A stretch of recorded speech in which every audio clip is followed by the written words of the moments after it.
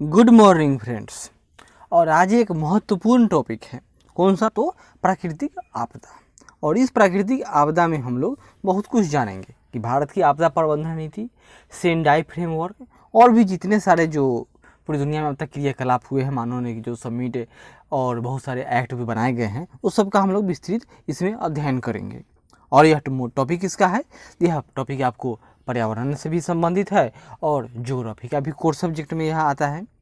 और हम लोग क्या कर रहे थे? तो बीपीएससी मेन की जो तैयारी है वही कर रहे हैं और उसी में ज्योग्राफी का एक टॉपिक लेकर आए हैं, जिसमें क्या हेडिंग है कि प्राकृतिक आपदाओं का उल्लेख कीजिए, भारत में आपदा प्रबंधन की रणनीति पर चर्चा कीजिए। तो देखते हैं, आपदा मतलब क्या? आपदा मतलब सामान्य स्तर पर आपदा क्या होता है कि जो एक वैसी घटना जो मानव के या जीव जंतुओं के प्रतिकूल हो और जिससे अपना मानव या जो जीव जंतु है, जो मानव ही कहिए, जीव जंतु थोड़े कोई कंप्लेन करेगा, तो मानव अपने दैनिक जो दिनचर्या के जो काम है, क्रियाकलाप है, वह भली भांति करने में सक्षम नहीं रह पाते हैं। इससे उनके जान माल और साथ ही धन की बर्बादी होती है। और अगर लिखना हो तो कैसे लिखेंगे? अचानक, यहाँ देखिए आपदा क्या है? जो क्षणिक है, यानी आपदा अचानक होने वाली विध्वंसकारी घटना को कहा जाता है जिसे व्यापक भौतिक क्षति व जान माल का नुकसान होता है। यह वह प्राकृतिक स्थिति है जो मानवीय, भौतिक, पर्यावरणीय एवं सामाजिक क्रियाकलापों को व्यापक तौर पर प्रभावित करती है। आपदा प्रबंधन अधिनियम 2005 महत्वपूर्ण है। में आपदा से तात्पर्य क्या है, उसका एक डिफिनीशन है। देखिए, किसी क्षेत्र में हुए या पूरे देश की बात नहीं करता है। यही इसमें समस्या आ गया है देश में कि कोरोना के काल में कोई ऐसा कानून ही नहीं है जो पूरे देश में एक समान लागू हो। तो तात्पर्य किसी क्षेत्र में हुए विध्वंस, अनिष्ट, विपत्ति या बेहद गंभीर घटना से है जो प्राकृतिक या मानव जनित कारणों से या दुर्घटनावश या लापरवाही से घटित हो और जिसमें बहुत बड़ी मात्रा में मानव जीवन की हानि होती है। इसमें या तो मानव पीड़ित होता है अथवा संपत्ति की हानि पहुंचती है और पर्यावरण का भारी क्षरण होता है, यानी नाश होता है। यह घटना प्रायः प्रभावित क्षेत्र के समुदायों की सामना करने की क्षमता से अधिक भयावह होती है। ये उनके सामना करने की क्षमता यहाँ पर खत्म हो जाती है, उसका लिमिट ये क्रॉस कर देता है। प्राकृतिक आपदा को मोटे तौर पर 4 प्रकारों में वर्गीकृत किया जा सकता है। कौन कौन? देखिए, एक वायुमंडलीय, दूसरा भौमिक यानी जमीन संबंधी, जमीन के अंदर से कुछ निकल जाए, तीसरा जल संबंधी, जलीय, और चौथा होता है जैविक। तो वायुमंडलीय में कौन कौन आएगा? तो बर्फानी तूफान, यस, प्रायः पहाड़ी क्षेत्रों में आती है और हाई लेटीट्यूड के क्षेत्रों में बर्फानी तूफान। दूसरा आता है त्वरित झंझा। त्वरित झंझा यानी बिहार में बार बार सुनते हैं लोग, उत्तर भारत में, कि ठनका ठनकने से या बिजली गिरने से कुछ एक ही परिवार के 12 लोगों की मौत हो गई। टोर्नेडो, यह तो प्राय मुख्य रूप से अमेरिका और ऑस्ट्रेलिया तथा करीबियाई देशों में आती है। यह मुख्यतः बहुत बड़े जहाँ पर जमीन भूशुष्क भूमि हो, वहाँ पर गर्मी के दिनों में उत्पन्न होने वाली एक क्षणिक लेकिन भयावह तूफान का नाम है। उष्णकटिबंधीय चक्रवात, ये साइक्लोन बंगाल की खाड़ी, भारत, ये पूरे मुख्यतः सारे ट्रॉपिकल रीजन, जैसे भारत में कहाँ कहाँ से आता है? तो बंगाल की खाड़ी और अरब सागर से, तो इसको साइक्लोन कहा जाता है। इसी तरह टाइफून तो चीन में आता ही है, चीन और यानी साउथ चाइना सी के देश में, जैसे चीन, जापान, फिलीपींस, इंडोनेशिया आदि देशों में। और हरिकेन, तो हरिकेन अमेरिका में क्षेत्र में जो आता है उसको हरिकेन कहा जाता है। और वही बिलीबिली, तो बिलीबिली जो नाम है यह कहाँ आता है? बिलीबिली तो यह करीबियाई देशों में आती है, उसका नाम है बिलीबिली। और सूखा तो जानते ही हैं, जब वर्षा वहाँ वाष्पीकरण से कम हो। उल्कापात यानी कहीं अलग से एस्टेरॉयड आकर पृथ्वी पर टक्कर मार दे। पाला, तो यह ठंडे के दिनों में है जब धरती का तापमान एकाएक कम हो जाता है और जब नमी है वह पाले यानी बर्फ के रूप, फुहारों के रूप में धरती पर गिरने लगती है, जिससे क्या होता है? पेड़ पौधे खराब हो जाते हैं। लू, तो यह गर्मी के दिनों में मार्च से लेकर जून तक उत्तर भारत की विशेषता है, जिसमें पश्चिम से यानी थार डेजर्ट से उठने वाली गर्म पवनें होती हैं जो बहुत तेज चलती हैं। शीतलहर, तो यह ठंडे, जिस तरह लू गर्मी में वही शीतलहर ठंडे के दिनों में चलती है। और भौमिक मतलब जमीन से संबंधित, तो भूकंप। भूकंप से तो सब लोग जाहिर है क्या होता है, ज्वालामुखी। भूस्खलन यानी पहाड़ है उसका मान लेते हैं ऊपर का पत्थर टूट कर नीचे गिर जाए। हिमघाव। अवतलन यानी पहले पहाड़ है जो नीचे में भ्रंश हो गया, उसका धंस गया। मृदा का अपरदन हो जाए। जलीय में बाढ़, ज्वार, महासागरीय धाराएं और तूफान, महोर्मी तथा सुनामी। और जैविक में पौधे व जानवर उपनिवेशक के रूप में कीटग्रस्त, फफूंद, बैक्टीरिया और वायरल संक्रमण, डेंगू। भारत उन देशों में है जहां सभी प्रकार की आपदाएं आ चुकी हैं। इन आपदाओं की वजह से भारत में हर वर्ष हजारों लोगों की जान जाती है और वो खरबों रुपए का नुकसान होता है। अविकसित देशों में इन आपदाओं का गहरा प्रभाव पड़ता है। कहाँ? तो अविकसित देशों में। अब ऐसा क्यों कह रहे हैं कि अविकसित देशों में ही प्रभाव पड़ता है? क्यों? क्योंकि विकसित देश है तो उनके पास तो उस तरह की आधारभूत व्यवस्था होती है कि जो आपदा आएगा तो उसको सामना करने में सक्षम होंगे। लेकिन जो गरीब देश है, जहाँ पर दैनिक रोजमर्रा के कार्य ही पूरा नहीं हो पा रही है, तो आपदा आने पर वो कहाँ से उसका सामना करने में सक्षम होंगे। भारत में की बात हो रही है, यहाँ बाढ़, सूखा, चक्रवात, भूकंप तथा भूस्खलन की घटनाएं आम है, सामान्य बातें होती हैं। भारत के लगभग 60% भूभाग में विभिन्न तीव्रता के भूकंपों का खतरा बना रहता है। कितना? तो याद कीजिए 60% एरिया में। और 4 करोड़ हेक्टेयर से अधिक क्षेत्र में बार बार बाढ़ आते हैं। भारत की जो तट रेखा है, यह गुजरात से लेकर यहाँ पर पश्चिम बंगाल तक, वह 7516 किलोमीटर लंबी है। इसमें अंडमान और लक्षद्वीप 2 द्वीप समूह भी आते हैं। लंबी तटरेखा में से 5700 किलोमीटर एरिया, याद कीजिए कितना? तो 5700 किलोमीटर एरिया में चक्रवात का खतरा हमेशा बना रहता है। यहाँ की खेती योग्य क्षेत्र का लगभग 68% भाग, ये भी 2/3 से अधिक है, तो 68% भाग सूखे के प्रति संवेदनशील है। अंडमान निकोबार द्वीप समूह और पूर्वी पश्चिमी घाट के इलाकों में सुनामी का संकट बना रहता है। देश के कई भागों में पतझड़ी व शुष्क पतझड़ी वनों में आग लगना ये आम बात है। बार बार हम लोग न्यूज़ में सुनते हैं, उत्तराखंड के कभी घने जंगलों में आग लगता है तो कभी नीलगिरी क्षेत्र में, इस बार बांदीपुर में भी आग लग गया था। नीलगिरी में जो कुरुंजी वन है वो जो 12 साल में एक बार फूल देती है, उसमें भी इस बार आग लग गया। बहुत सारे आदमी और साथ साथ जीव जंतु भी मारे गए थे उसमें। हिमालयी क्षेत्र तथा पूर्व व पश्चिमी घाट के इलाकों में अक्सर भूस्खलन का खतरा बना रहता है। अब भारत में प्राकृतिक आपदाओं के वर्तमान उदाहरण भी कुछ हैं। जैसे देखिए 2004 में हिंद महासागर में आई सुनामी की वजह क्या थी? तो 9.3 रिक्टर स्केल का भूकंप आया था। समझ जाइए कितना भयानक भूकंप रहा होगा, जिसमें जान माल की भारी क्षति हुई थी। 2005 में भारत की वाणिज्यिक राजधानी मुंबई में बाढ़ आ गई, जिसे पूरा का पूरा शहर ही अस्त व्यस्त हो गया था। 2008 में बिहार के सैकड़ों गांवों में कोसी नदी का सैलाब आ गया था, जिससे गांव जलमग्न हो गया। क्या हुआ था? कोसी नदी ने जो उसका पुराना रास्ता था उससे वह 105 किलोमीटर तक अपना रास्ता चेंज कर ली हुई थी।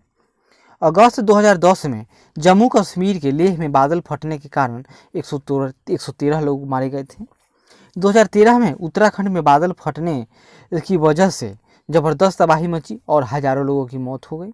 2018 में केरल में बाढ़ आने के कारण लगभग 400 लोगों की मौत हो गई थी। 2015-16 की बात है, चेन्नई में भयानक बाढ़ आई हुई थी। और फिर इस समय प्राकृतिक आपदा में क्या है, इसमें कोरोना आ गई हुई है। अब देखते हैं क्या होता है, भविष्य इसको किस रूप में याद करती है। आगे देखिए, भारत में जब आपदा तो हर वर्ष आते हैं, प्रायः जब आपदा आएंगे तो क्या होगा? 1999 यानी 2000 से 1 साल पहले उड़ीसा में सुपर साइक्लोन आया था, जिसमें लगभग 10,000 से अधिक लोग मारे गए थे और हजारों हेक्टेयर की जमीन पर खड़ी फसलें बर्बाद हो गई थी। तो भारत में आपदा प्रबंधन की रणनीति क्योंकि जब बार बार पहले आपदा जब आना अधिक हो गया तब सरकार ने सोचा कि चलो अब रणनीति बनाते हैं। तो देखते हैं क्या बनाया सरकार ने। भूकंप, सुनामी और ज्वालामुखी की तुलना में चक्रवात के आने के समय एवं स्थान की भविष्यवाणी संभव है। इसके अतिरिक्त आधुनिक तकनीक का इस्तेमाल करके चक्रवात की गहनता, दिशा और परिणाम आदि को मॉनिटर करके इससे होने वाले नुकसान को कम किया जा सकता है। इससे होने वाले नुकसान को कम करने के लिए चक्रवात क्या बनाया जाएगा? शेल्टर, तटबंध, डाइक, जलाशय निर्माण तथा वायु वेग को कम करने के लिए फॉरेस्ट्रीकरण यानी वनीकरण जैसे कदम उठाए जा सकते हैं। फिर भी भारत, बांग्लादेश, म्यांमार इत्यादि देशों के तटीय क्षेत्रों में रहने वाले जनसंख्या की सुविधता अधिक है, इसलिए यहाँ जान माल का नुकसान बढ़ रहा है। आगे देखिए, आपदा प्रबंधन अधिनियम 2005, उसमें क्या है? पहली बार आपदा की कोई डिफिनीशन है तो आपदा प्रबंधन अधिनियम 2005 में दी गई थी। देखिए क्या होगा। आपदा प्रबंधन अधिनियम 2005 के अंतर्गत राष्ट्रीय, प्रांतीय, जनपदीय एवं स्थानीय स्तरों पर प्रभावी आपदा प्रबंधन हेतु संस्थानिक एवं समन्वयकारी तंत्र का प्रावधान किया गया है। इस अधिनियम के प्रावधानों के अनुरूप भारत सरकार ने बहुस्तरीय संस्थानिक प्रणाली सृजित की है। एक स्तरीय नहीं है, बहुत स्तरीय है। देखते हैं कौन कौन सा होगा। राष्ट्रीय स्तर पर क्या होगा? तो देखिए, पहला राष्ट्रीय स्तर पर, इसमें प्रधानमंत्री की अध्यक्षता वाला राष्ट्रीय आपदा प्रबंधन अधिकरण यानी NDMA की स्थापना की गई थी, जिसकी अध्यक्षता कौन करेंगे? तो डायरेक्ट प्रधानमंत्री। तो इसी तरह दूसरा है प्रांतीय स्तर। तो इसमें क्या होगा? तो संबंधित राज्य के जो मुख्यमंत्री होंगे उनकी अध्यक्षता में राज्य आपदा प्रबंधन प्राधिकरण यानी SDMA का गठन किया जाएगा। और तीसरा है जनपद अधिनियम। इसमें जिलाधिकारी एवं अध्यक्ष जिला पंचायत की सह अध्यक्षता यानी दोनों अध्यक्ष होंगे इसके वाला जनपद आपदा प्रबंधन प्राधिकरण यानी DMA का गठन करने का प्रावधान किया गया था। इस अधिनियम में आपदा को किसी क्षेत्र में घटित एवं महाविपत्ति, दुर्घटना, संकट या गंभीर घटना के रूप में परिभाषित किया गया है, जो प्राकृतिक या मानवकृत कारणों या दुर्घटना या लापरवाही का परिणाम हो और जिससे बड़े स्तर पर जान माल की क्षति या मानव पीड़ा, पर्यावरण की हानि एवं विनाश हो और जिसकी प्रकृति या परिमाण प्रभावित क्षेत्र में रहने वाले मानव समुदाय की सहन क्षमता से परे हो। याद कीजिए, आपदा में यही आएगा कि वह सहन क्षमता के जब परे हो तभी वो आपदा है। आगे देखिए, उपयुक्त विवरण से यह निष्कर्ष निकलता है कि आपदाएं प्राकृतिक या मानवकृत दोनों हो सकती हैं, परंतु हर संकट आपदा भी नहीं होती है। संकट है लेकिन वो आपदा न है। आपदाओं और विशेषकर प्राकृतिक आपदाओं पर नियंत्रण मुश्किल है। इसका बेहतर उपाय इसके निवारण की तैयारियां ही हैं। मतलब हम इसे कैसे बचेंगे, अगर ये आ जाएगी तो हम उसका सामना कैसे करेंगे, यही, क्योंकि आपदा है, प्राकृतिक है, वो तो आएंगे ही। अब है मानव के पास यही है कि वह कितना सशक्त मानव बनता है कि उसका वो सही ढंग से सामना कर सके। तो इसकी 3 अवस्थाएं होती हैं। पहला होगा आपदा से पहले, दूसरा आपदा के समय और तीसरा आपदा के पश्चात। तो देखिए, आपदा से पहले क्या करना होगा? आपदा के बारे में आंकड़े और सूचना एकत्र करना, आपदा संभावी क्षेत्रों का मानचित्र तैयार करना और लोगों को इसके बारे में जानकारी देना। इसके अलावा संभावित क्षेत्र में आपदा योजना बनाना, तैयारियां रखना और बचाव का उपाय करना। दूसरा है, अगर आपदा आ ही गया है तब युद्ध स्तर पर अब क्या करेंगे हम लोग? तो बचाव व राहत कार्य करेंगे, जैसे आपदाग्रस्त क्षेत्रों से लोगों को निकालना, आश्रय स्थल का निर्माण करना, राहत कैंप, जल, भोजन व दवाइयों की सुनिश्चित आपूर्ति करना। यानी आपूर्ति को क्या करेंगे? सुनिश्चित करेंगे ताकि वो पहुँचे और हर व्यक्ति के पास पहुँचे, हर जरूरतमंद के पास पहुँचे। तीसरा है, आपदा आ गया तो उसके पश्चात क्या करेंगे? तो प्रभावित लोगों का बचाव और पुनर्वास यानी उनके लिए फिर से उनके जीवन को सुचारू रूप से बनाने की व्यवस्था करना और भविष्य में आपदाओं से निपटने के लिए क्षमता निर्माण पर ध्यान केंद्रित करना। यानी ये सोचना इसमें कौन कौन से हम लोगों के द्वारा गलती हो गया है, जो हम न करना चाहिए था लेकिन वो न कर सके थे, वो सीख लेकर अगली बार के लिए तैयार रहना। भारत जैसे देश में जहाँ 2/3 क्षेत्र और जनसंख्या आपदा सुभेद्य है, इन उपायों का विशेष महत्व है। आपदा प्रबंधन अधिनियम 2005 और राष्ट्रीय आपदा प्रबंधन संस्थान की स्थापना इस दिशा में भारत सरकार द्वारा उठाए गए सकारात्मक कदम का उदाहरण है। पृथ्वी विज्ञान मंत्रालय, इंडियन मेट्रोलॉजिकल डिपार्टमेंट की बात हो रही है, अब यही तो आपदाओं के बारे में बताती है। तो देखिए, यह एक महत्वपूर्ण घटनाक्रम में 12 जुलाई 2006 को महासागर विकास मंत्रालय का नाम बदल दिया गया। पहले क्या नाम था इसका? महासागर विकास मंत्रालय। इसका नाम बदलकर उसे पृथ्वी विज्ञान मंत्रालय कर दिया गया। पृथ्वी विज्ञान मंत्रालय द्वारा महासागर विकास एवं, याद कीजिए, महासागर विकास एवं प्रौद्योगिकी, मौसम विज्ञान, भूकंप विज्ञान, जलवायु और पर्यावरण विज्ञान तथा पृथ्वी विज्ञान से संबंधित विषयों का कार्य संचालित किया जाता है। यह मंत्रालय महासागर संसाधन, महासागरों की स्थिति, मानसून, तूफान, भूकंप, सुनामी, जलवायु परिवर्तन इत्यादि विषयों पर पृथ्वी के विभिन्न अवयवों जैसे महासागर, वातावरण एवं भूमि से संबंधित अध्ययनों हेतु सर्वोत्तम उपलब्ध सेवाएं मुहैया कराते हैं। कौन? तो पृथ्वी विज्ञान मंत्रालय। क्लियर है? आगे देखते हैं। अब दूसरा फिर आया था, पहले आपदा प्रबंधन अधिनियम कब आया था? 2005। उसके बाद वाली क्या आई?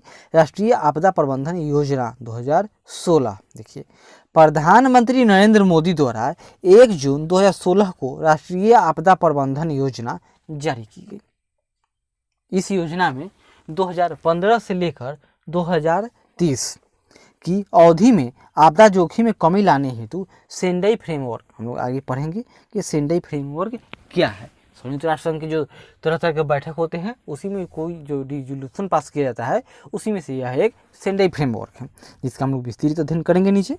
देखिए क्या है कि सेंडाई फ्रेमवर्क में इंगित उपागम को अपनाया गया था। राष्ट्रीय आपदा प्रबंधन योजना सरकारी निकायों को आपदा प्रबंधन चक्र के सभी चरणों के लिए एक ढांचा एवं दिशा निर्देश प्रदान करता है। यह योजना इस दृष्टि से एक गत्यात्मक योजना है। इसमें समय समय पर आपदा प्रबंधन हेतु वैश्विक स्तर पर अपनाई जाने वाली कार्यनीति का समावेशन किया जाएगा। समग्र रूप से इस योजना का मुख्य उद्देश्य आपदाओं में होने वाली क्षति को कम से कम करना है। सारे जो आपदा प्रबंधन है उसमें क्या यही एकमात्र मूल लक्ष्य ये होता है कि आपदाओं में से होने वाली क्षति को कम से कम करना। यह योजना इस प्रकार से अभिकल्पित की गई है कि इसे आपदा प्रबंधन के सभी चरणों में आपदा न्यूनीकरण एवं जोखिम कम करना, आपदा से निपटने की तैयारी, अनुक्रिया और बहाली यानी भौतिक अधोसंरचना को पूर्व की स्थिति में लाना। जैसे रेल का पटरिया टूट गया, सड़कें बह गई, बहुत बड़े बड़े बिल्डिंग टूट गए, कम्युनिकेशन व्यवस्था ठप हो गई, बिजली व्यवस्था चकनाचूर हो गई, तो स्वास्थ्य व्यवस्था में जो उसका चक्र था, साइकिल था, वो ब्रेक कर गया, तो इन सबको बहाली भांति जल्द से जल्द बहाल करना में लोचपूर्ण तथा मापनीय तरीके से क्रियान्वित किया जा सकता है। इस तरह की राष्ट्रीय योजना देश में पहली बार तैयार की गई है। भारत ने संयुक्त राष्ट्र संघ की पहल पर बने इस समझौते पर हस्ताक्षर किए हैं और अंतर्राष्ट्रीय स्तर पर आपदा प्रबंधन हेतु कुछ योजनाएं हैं, जिसमें 3 बड़ी बहुपक्षीय पहल की है। कौन? 3। तो उसमें पहला कौन है? आपदा जोखिम प्रबंधन हेतु सेंडाई फ्रेमवर्क। याद कीजिए, आपदा जोखिम प्रबंधन हेतु सेंडाई फ्रेमवर्क कब? तो मार्च 2015 में सेंडाई। दूसरा है संपोषणीय विकास लक्ष्य। याद कीजिए, संपोषणीय यानी सस्टेनेबल डेवलपमेंट गोल। तो संपोषणीय विकास लक्ष्य 2015 से 30 का लक्ष्य है। यह दिसंबर 2015 में इसको एडॉप्ट किया गया था। और तीसरा है जलवायु परिवर्तन पर पेरिस समझौता। जलवायु परिवर्तन पर कौन? तो पेरिस समझौता। कहाँ हुआ था? 2015 में। कहाँ? तो पेरिस में। आगे देखिए, और सेंडाई फ्रेमवर्क पहले हम लोग पढ़ेंगे। तो सेंडाई फ्रेमवर्क के अंतर्गत 4 प्राथमिकताओं को शामिल किया गया है। मुख्य रूप से आपदा प्रबंधन के लिए सेंडाई फ्रेमवर्क ही सबसे महत्वपूर्ण समझौता है। इसमें क्या है कि आपदा जोखिम को समझना। दूसरा है आपदा जोखिम का प्रबंधन करने के लिए आपदा जोखिम प्रशासन सुदृढ़ीकरण करना। तीसरा है समुत्थान शक्ति हेतु आपदा जोखिम न्यूनीकरण हेतु निवेश करना। और चौथा है प्रभावी अनुक्रिया हेतु आपदाओं से निपटने की तैयारियों को बढ़ाना तथा बहाली, पुनर्वास एवं पुनर्निर्माण में बिल्ड बैक बेटर की स्थिति लाना। ये क्या है? तो ये जलवायु सेंडाई फ्रेमवर्क के अंतर्गत 4 प्राथमिकता है। कौन कौन? तो पहले समझें कि आपदा जोखिम है क्या। दूसरा, आपदा जोखिम का प्रबंधन करने के लिए आपदा जोखिम प्रशासन यानी मशीनरी तंत्र विकसित करेंगे। तीसरा है समुत्थान शक्ति हेतु आपदा जोखिम न्यूनीकरण हेतु निवेश करना, यानी जब आपदा आएगी तो उसे लड़ने के लिए आधारभूत सुविधाओं का विकास करना। और चौथा है प्रभावी अनुक्रिया हेतु आपदाओं से निपटने की तैयारी को बढ़ाना और तथा बहाली करना, ताकि पुनर्वास पुनर्निर्माण यानी बिल्ड बैक बेटर यानी पहले से और अच्छी स्थिति का निर्माण करेंगे, हम लोग वापस लौटेंगे। आगे देखिए, आपदा जोखिम में कमी लाने पर सेंडाई फ्रेमवर्क 2015 से 30 में क्या कहा गया? तो 2015 के पश्चात विकास एजेंडा के संदर्भ में सेंडाई फ्रेमवर्क पहला अंतर्राष्ट्रीय समझौता है जिसमें अंतर्राष्ट्रीय स्तर पर सदस्य देशों के बीच आपदाओं से निपटने की साझा रणनीति पर सहमति बनी थी। तो कौन कौन से सहमति है? सेंडाई है कहाँ? तो जापान में है। सेंडाई फ्रेमवर्क के प्रमुख बिंदु हैं, कौन कौन है? देखिए, पहली बार लक्ष्यों को क्रियाओं एवं अभिक्रियाओं के एक समुच्चय पर ध्यान दिए जाने के बजाय उपलब्धि आधारित लक्ष्यों के रूप में परिभाषित किया गया है। यानी यहाँ क्या होगा कि लक्ष्य की क्रियाओं एवं अभिक्रियाओं के एक समुच्चय पर ध्यान न देंगे, ये सबको अलग अलग ना बांटेंगे। हम लोग इसको क्या करेंगे कि उपलब्धि आधारित लक्ष्य, यानी हम लोग क्या पाए, मैटर यह है हम लोगों ने क्या अपने आप में सुधार किया। दूसरा है फ्रेमवर्क में आपदा जोखिम में कमी लाने के लिए सरकार को केंद्र में रखते हुए आपदा जोखिम प्रशासन के सुदृढ़ीकरण पर बल दिया गया, यानी सरकार को ही महत्वपूर्ण माना गया। तीसरा, पूर्व में आपदा प्रबंधन पर अधिक ध्यान दिया जाता था, जबकि अब आपदा जोखिम प्रबंधन पर ध्यान केंद्रित करते हुए जोखिम के चालकों को समझने पर ध्यान देने की प्रमुखता प्रदान की गई है।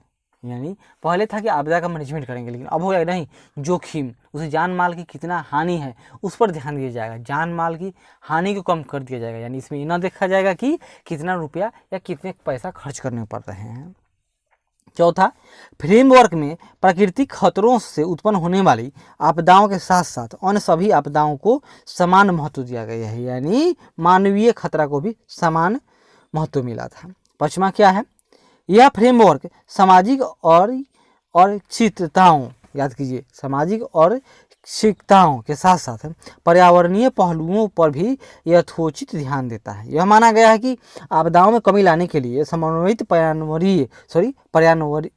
पर्यावरणीय एवं प्राकृतिक संसाधन प्रणाली उपागमों के क्रियान्वयन की भी आवश्यकता होती है, इसलिए इसका सुदृढ़ीकरण किया जाना चाहिए, यानी इसमें समाज को भी साथ में लाएंगे। छठा, इस फ्रेमवर्क में आपदा जोखिम में कमी लाने को एक नीतिगत मुद्दा माना गया है। यह नीति होगा जो स्वास्थ्य और शिक्षा जैसे अन्य क्षेत्रों से भी जुड़ा है। और आगे देखिए, सेंडाई फ्रेमवर्क द्वारा निर्धारित 7 वैश्विक लक्ष्यों को पूरा करने के प्रति अब भारत सरकार क्या कर रही है? भारत की वचनबद्धता देखिए। पहला,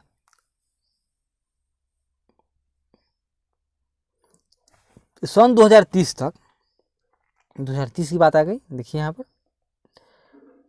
सन 2030 तक वैश्विक आपदा मृत्यु क्रम में प्रभावी कमी लाना।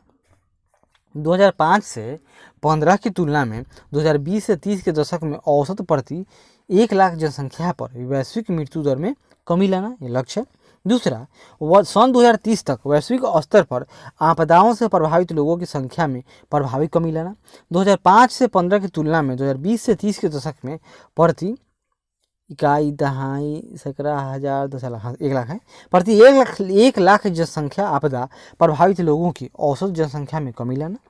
तीसरा, सन 2030 तक वैश्विक सकल घरेलू उत्पाद यानी जीडीपी की बात हो रही है, तो जीडीपी के संदर्भ में प्रत्यक्ष आपदा आर्थिक हानियों में कमी लाना। चौथा, 2030 तक संवेदनशील अधोसंरचना में हुई हानियों एवं बुनियादी सुविधाओं, स्वास्थ्य एवं शैक्षणिक सुविधाओं की बाधाओं के स्तर में कमी लाना। पांचवा, सन 2030 तक राष्ट्रीय एवं स्थानीय आपदा जोखिम में कमी लाने की रणनीतियां अपनाने वाले देशों की संख्या में वृद्धि करना। छठा, सन 2030 तक वर्तमान फ्रेमवर्क के क्रियान्वयन हेतु अपने राष्ट्रीय क्रियाकलापों के पूरक के रूप में विकासशील देशों का अंतर्राष्ट्रीय सहयोग में प्रभावी तरीके से वृद्धि करना। और 7वां क्या है कि सन 2030 तक बहु खतरे चेतावनी प्रणाली तथा आपदा जोखिम सूचना एवं मूल्यांकन तक लोगों की पहुंच और उपलब्धता को में उल्लेखनीय रूप से वृद्धि करना, यानी कि वार्निंग सिस्टम का विकास करना है। यही इसका एक लाइन में कहें तो यही इसका मूल लक्ष्य है। तो क्लियर हो गया। तो आज हम लोग क्या पढ़ें, तो आज हम लोग जो आपदा से संबंधित जितने भी सारे प्रयास हैं और जितने भी आपदा का डिफिनीशन होता है और किस तरह की आपदाएं होती हैं उन सब के बारे में हम लोग पूरा का पूरा अध्ययन कर चुके हैं। आशा करते हैं कि अगर आपदा से संबंधित या सिंडाई फ्रेमवर्क से संबंधित अगर कोई क्वेश्चन आए तो हम लोग सही सलामत लिखने में सक्षम होंगे।